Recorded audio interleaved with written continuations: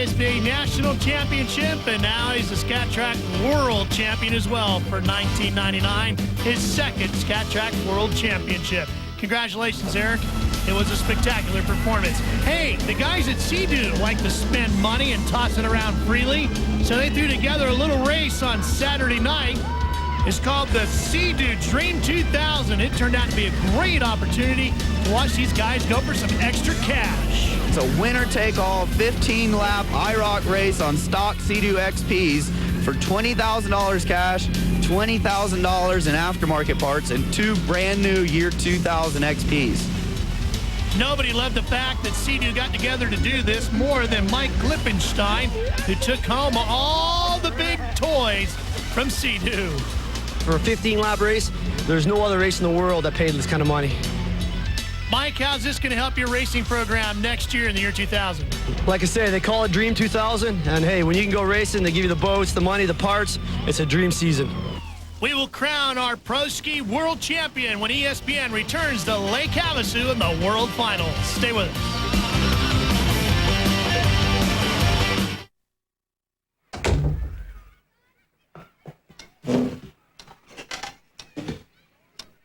Choosing a personal watercraft can be a real test, but Rusty Wallace knows just what he wants.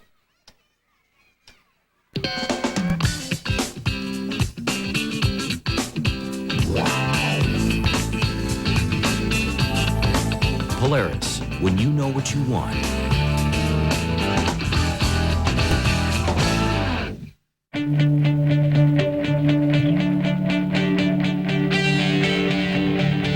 Roads can only take you where somebody else wants you to go. But the new 155 horsepower Yamaha XL 1200 has the most powerful wave runner engine ever made. Designed so you can have the road go wherever you want it to go. Yamaha, solid thinking for a liquid world.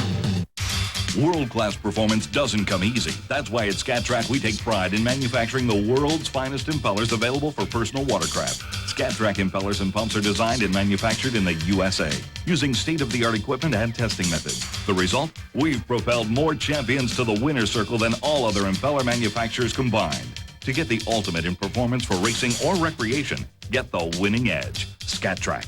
Call our toll-free number for a free product catalog and a dealer near you.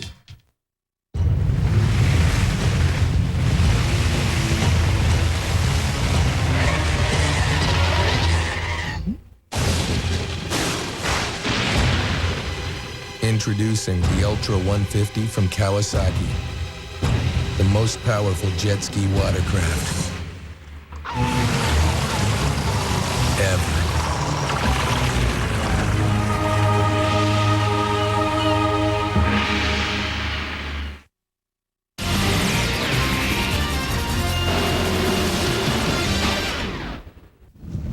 ESPN Speed World bringing you coverage of the Skat-Track World Finals from Lake Havasu City, Arizona. Ralph Shaheen along with Robbie Floyd as we're set to crown the world champion in pro ski.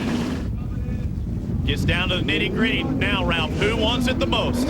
Nicholas Rios won moto number 1, and Chris McCluggage finished second. If they flip-flop, Robbie, it will be McCluggage that takes the world championship home.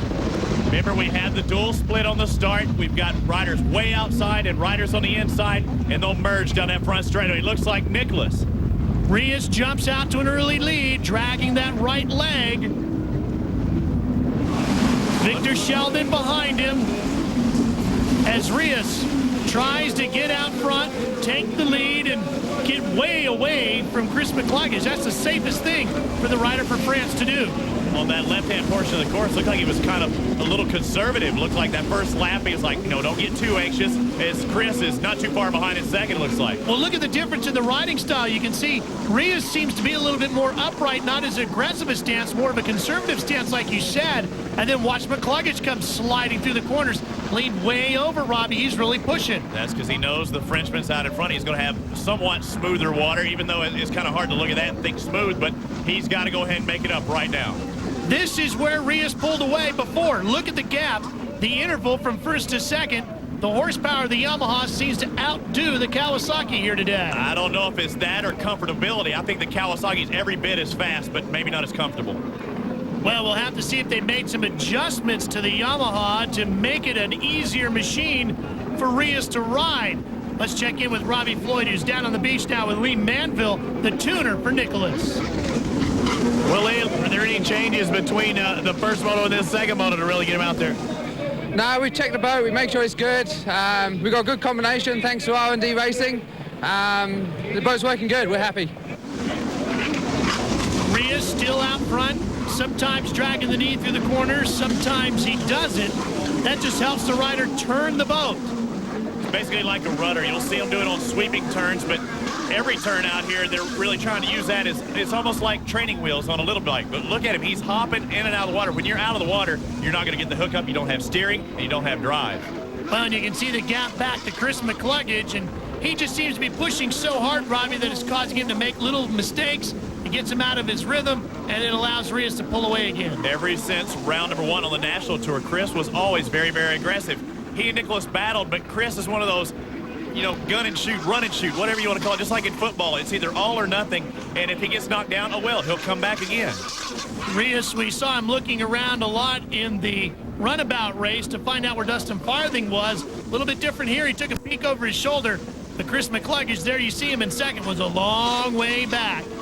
I think this back straightaway is going to be the determining factor out there. These waves are coming at you from right to left. If you can stay in that channel in the trough, you're going to get a great drive. If you're having to cross some of those waves, it's really going to cost you. Well, and it seems to be making the difference in the horsepower as well. And the Yamaha that Rios is riding just seems to outperform down that long straightaway, the Kawasaki. Oh, and McCluggage goes down. Got the front end a little high that time, stuck the nose, but then still gassed it, and it made him pretty much clap into that next wave, and it's going to cost him. Rios just has to hang on for a little while longer. If he can hang on and bring home the win here in Moto number 2, he will be the Pro Ski World Champion. We'll be back to Lake Havasu to find out if Rios can hang on to win the World Championship. Stay with us. You want to take charge of your financial future, but you're still sitting on that proverbial fence. This will help you get off it. The E-Trade Online Investing Kit. It shows you how to invest in stocks from $4.95 with rebate, plus bonds and options.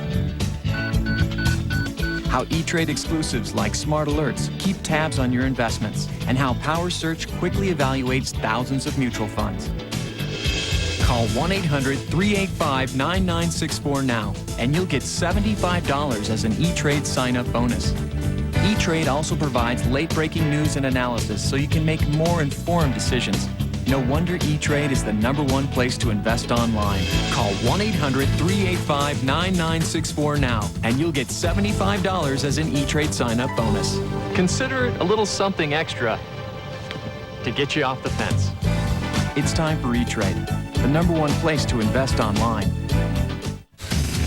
On an all-new Hoops Malone, Hoops and the Iceman have tickets to the big game. That's right, buddy. Courtside. Well. There's only one problem. The offer starts at 8. I'm Brooke. But Hoops has a plan. No, honey. You go to the opera. All I need is a little rest. But when the going gets tough, the tough do some fast talking. It's a miracle, I'm sure. Hoops Malone, brought to you by College Hoops this fall on ESPN. So far here, the Pro Ski final moto of the day. Nicholas Rios has had it pretty easy out front.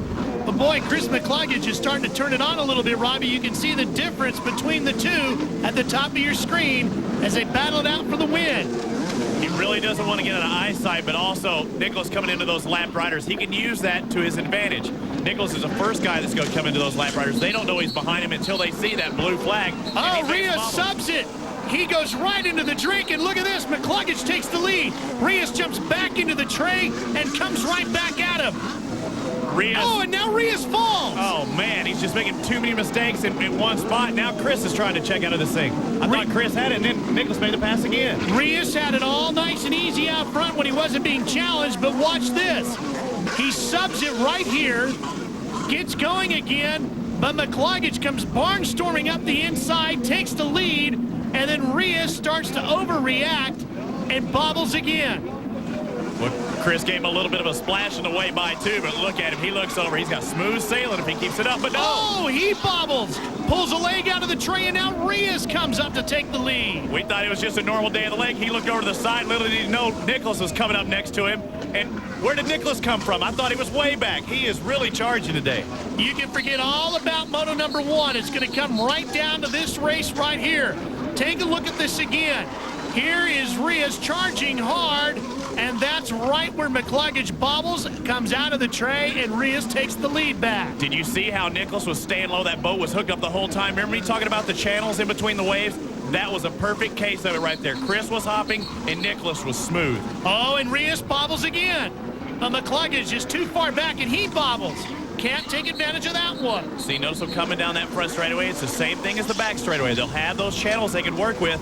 Now they're having to come at a 90-degree angle straight into those waves, and you can time those as well and maybe jump a couple in one shot. You can see the interval there between first and second. Jason Windebank running along back in 5th. He's had a good run here today. Windebank really doesn't get a lot of credit. He's been up front pretty much all year at certain times, but it's hard for him to, get the whole day going like the heat race or maybe, do all right in the main. Meanwhile, the battle up front continues, and look at Rios almost falling out of the back of the train, and McCluggage comes back once again to take the lead. Who wants it the most? Did Nicholas Rios making a bobble, and Chris just grabbed a handful of throttle, and now he's back out in front again. Who's going to want it more today, Ralph? I'm not sure if it's going to come down to who wants it more or who's going to make the least amount of mistakes. McCluggage bobbles again, and look at this. Here comes Rios. And he bobbles. And he set up on the outside. He tried doing that, outside-inside move, but cut it a little bit too early. And you don't want to be tackling those 30-pound buoys because they weigh a lot, especially when you're flailing around. Well, it's going to be hard to make any tricky moves, Robbie, because the waves are not going to give you a good rhythm here today. Just when you think you have an easy wave, there could be another one behind it to throw you off. Exactly. You really have to look quite a ways ahead of you because unlike, the ocean races, you can see those big swells. It's hard to see these little, little waves, the chop. McCluggage on the Kawasaki continues to lead. There's Rios at the top of your screen. But look at him flailing around in the tray, Robbie. He wanted to take that outside and go down that back straightaway. He wanted the smooth water, get out of Chris's spray, everything. But when you're making bobbles and you're going outside, you really got to make up a lot of distance. Now they have the option of the split here, but Rios follows the same line as McCluggage. Nicky obviously thinks that that's going to be the quicker line. He's just going to play follow the leader for just a moment, but try and make the pass maybe on the front straightaway. The white flag is out. This is it, the final lap for the World Championship. Whoever gets back to the line first, Robbie's going to be the world champion because of the way they finished in moto number 1. That one really almost doesn't count now. He who wins this last lap, and McCluggage bobbles. But now, still, we have one lap rider between McCluggage and Rios, so that's the determining factor. Nicholas has to get by that lap rider first before he even has to worry about McCluggage. Do you think McCluggage has enough of a lead right now? I would have to say so right now. And, remember, Nicholas and Mac have been going at it all year long. Mac really, really wants it. One of the things driving McCluggage right now is the fact that he lost a world championship here last year on the last lap. He doesn't want to do that again. Now, Robbie, they have the opportunity here to choose lanes again. McCluggage to the outside. Let's just see which way Rios goes. He goes inside. Nicholas is taking the shorter route to that checkered flag. McCluggage, he subs it. McCluggage submarines the boat. Here comes Rios. Rios on the inside will take the win and the world championship. 2 years in a row, Chris McCluggage has lost a world title on the last lap here at Havasu. Last year, Chris lost the title in the sit-down class, the runabout division. This year in the stand-up class. Right here, Robbie, he submarines it. He got the front end a little bit too deep there. It's been happening all day. Unfortunately, it happened on the last turn. There are the final results. Nicholas Rios wins the World Championship in Pro Ski. Let's head down to Victory Lane to catch up with our world champion with Robbie Floyd. Hey, Nicky, congratulations out there, man. You only had one turn to go. Max subbed it, but you knew when you looked to the right you were going to be the world champion. Oh, man, it's unbelievable. I just want to thank God to get me here. We got good races. A lot of pressure, but I'm back in for it. I win, I'm happy. Well, there's a frustrated Chris McCluggage. The long ride back to the pit area. We got another world champion to crown. Will it be Chris Fischetti in runabout? Stay with us to find out here on ESPN.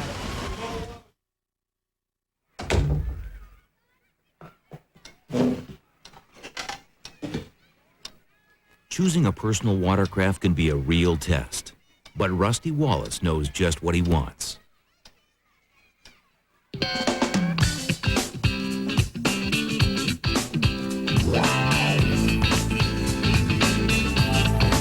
Polaris, when you know what you want.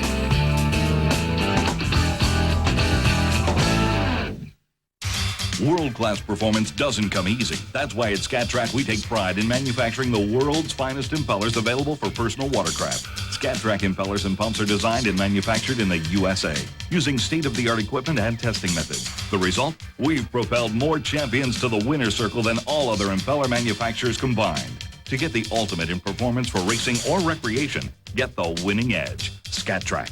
Call our toll-free number for a free product catalog and a dealer near you. My Sports Center meal starts at 9:53 a.m. with the Did You Know as my appetizer for the 10 o'clock show, which is my main course. And for dessert, I don't know, the ice cream with the cookie dough is pretty good. Now turning to the top 10. Her goal was to be the greatest athlete who ever lived. He took his sport to another level and never looked back. Babe Dietrichson Zaharias at 7:30. Jack Nicklaus at 8. Friday on ESPN. Presented by General Motors. Plenty of things to check out here in the manufacturer's midway, including the new Magnum pump from the folks at Skat-Track. It's one of the hottest innovations to hit the market, as Greg Stewart tells us. Those of you who have ever had a problem with your stock pump housings, we here at Skat-Track have come up with a solution.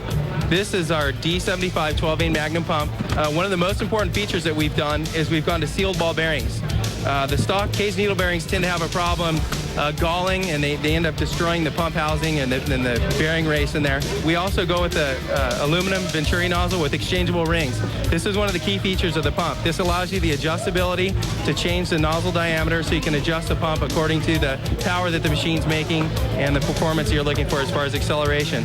And the benefits that this gives you: additional acceleration, mid-range speed gain, excellent hookup in choppy water, and to stay out in front of the pack, it's a must in the Super Stock class.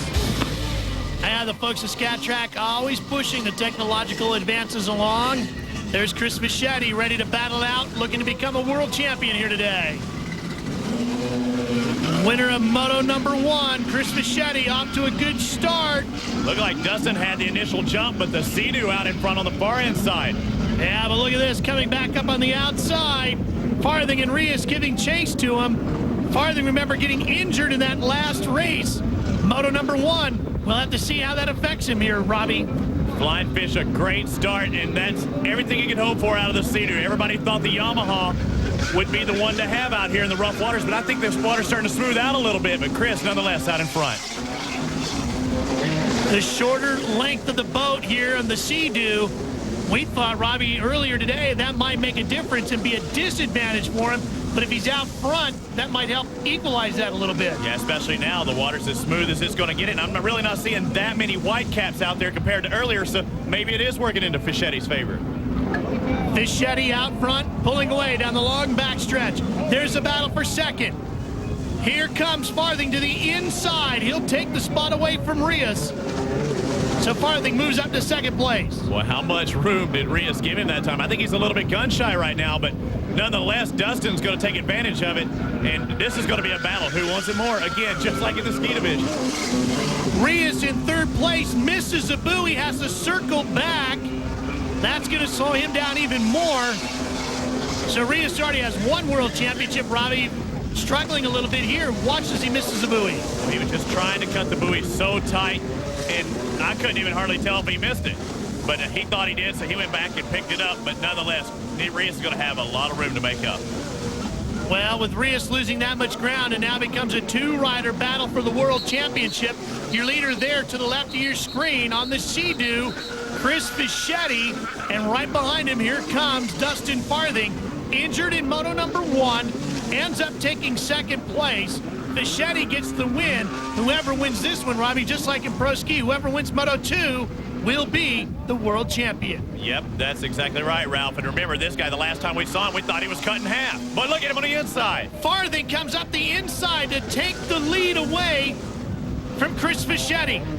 But Fischetti not giving up, comes right back at him. They'll split the slower rider. Fischetti outside, but boy, Farthing's looking pretty good. Let's check in with Robbie Floyd, who's on the beach, standing by with Farthing's tuner. Steve, you're the new race team manager for Rio. Not a bad way to start it off. Your boy's out in front. Yeah, but my boy's hurt, you know, and I don't like to see my boy get hurt. Did you do any changes between the first moto and the second moto? Yes, we did. We put the boat back together. They had to make some plates and plate the hull back together. So Dustin's a professional. It was his decision to go ride, and, you know, he's my new hero. Steve taking over the team management duties earlier this year. Dustin trying to win him a world championship. The official release about Dustin's injuries was bruises and contusions. So, Robbie, he was very fortunate that the injuries were no broken bones, nothing that serious. Yeah, you couldn't ask for much more for Dustin. You know, he got landed on at about 30 miles an hour. You get out with a few scrapes and bumps, you got to be happy, especially when you're out in front right now. Takes a quick look over his left shoulder, and there's a big gap now between him and Chris Fischetti. Rios all the way back to third, Gillespie and the rest chasing. But it's Farthing right now who has this world championship right in front of him. There you can see the interval back to the 2.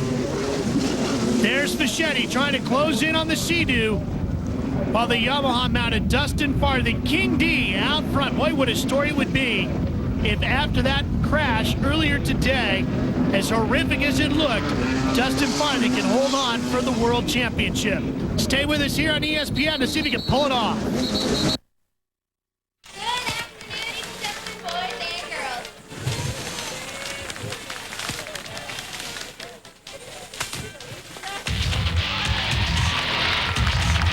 Sea-Doo engineer.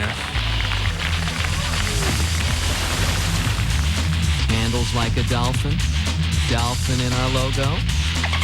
Get it? Sea-Doo. Everybody's doing it. Come see the brand new RX, now available at your local Sea-Doo dealer.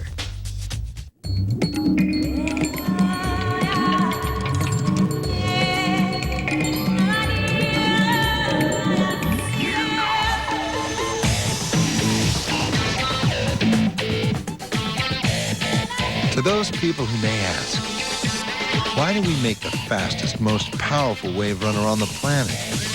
We simply respond, have you ever seen the planet? Yamaha, solid thinking for a liquid world. MAC Championship Football. Tim Lester and the Broncos look to steal the thunder from Chad Pennington and the Herd. Mid-American Conference Championship, Western Michigan Marshall, Friday at 8 on ESPN2.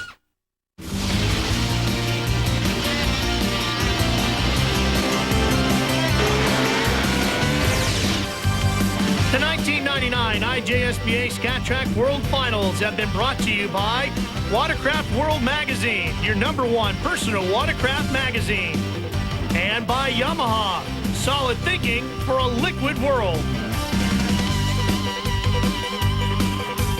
and by Polaris Personal Watercraft, ride the best. Welcome back to Lake Havasu City, Arizona. Ralph Shaheen and Robbie Floyd with you, riding along with Dustin Farthing as he's chased by Chris Fischetti. The World Championship in runabout at stake. The final race from this year's Skat-Track World Finals. Well, Dustin trying to keep that #1 plate. Fischetti, you know, he's a veteran. He's been around this sport a long time. It seemed like Dustin was in diapers back when Chris was starting to ride, but you know, Chris knows how to work around the lap traffic, and he's going to try and use that to his advantage right now. There you see the interval. Fischetti on the outside, giving chase on the white Sea-Doo. What? Cuts back inside. Farthing on the blue Yamaha just in front of him. Farthing being very smooth. You know, it's that erratic, trying to cut the buoys maybe a little bit too tight. Miss the buoy, you got to come back and pick it up. That's going to make the difference. But look at Dustin. He's charging hard, but he's making really smooth turns and very little mistakes. Takes a quick look over his shoulder, the national champion, Dustin Farthing. But winning a national title and the world championship, two different deals. Yeah, national championship, it takes consistency. Fischetti, remember, we had an 8-round national tour. Fischetti didn't win 1 round. Farthing won 4, but it got him the #2 plate in the national tour. But makes no difference. If Farthing wins right now, he's going to keep that #1 plate because that black background means the world championship. One race, one world championship at stake if the flying fish can get him. Fischetti chasing him down. More lap traffic in front of him. You can see the late afternoon sun coming into play too as these riders bounce through the surf. That might be a factor. Look at it on the left side as the white flag comes out. That sun is going to be a factor on that back straightaway. They're heading straight into it. You might not see the waves in front of you, and that could cause you to bobble, knock you out of the boat, and give the world championship to somebody else. These guys are going to be a lot more cautious when they can't see what's in front of them. With only a half a lap remaining, Farthing's going to try and be smooth.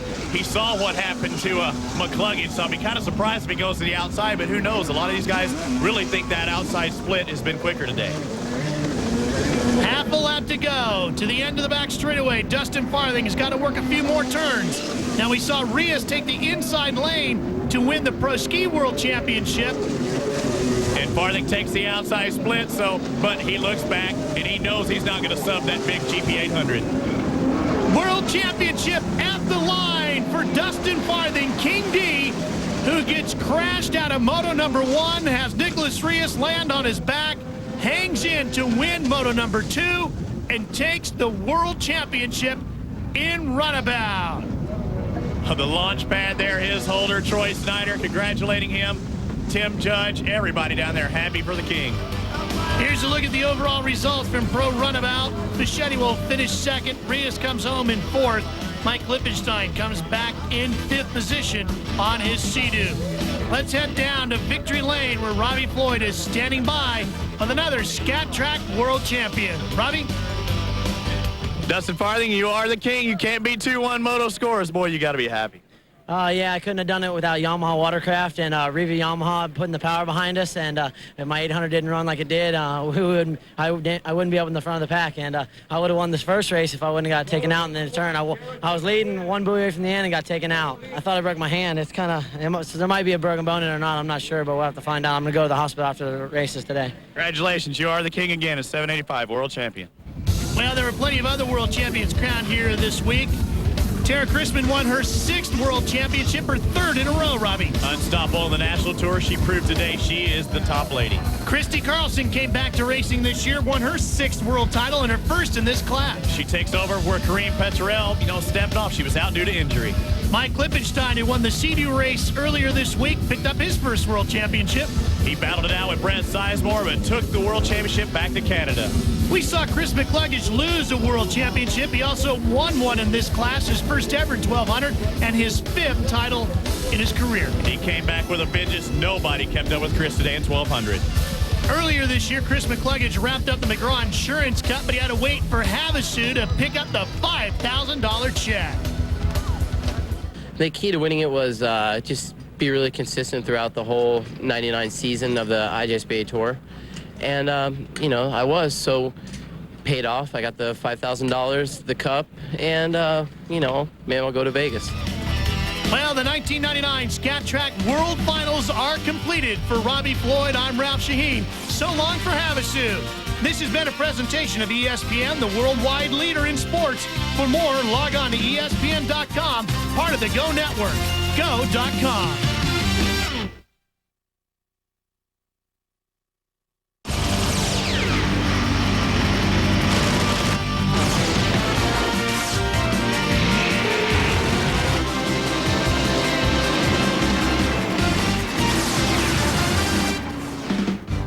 ESPN, the worldwide leader in sports, is in Grand Rapids, Michigan for round number 9 of the Barber Dodge Pro Series. We're at the West Michigan Grand Prix.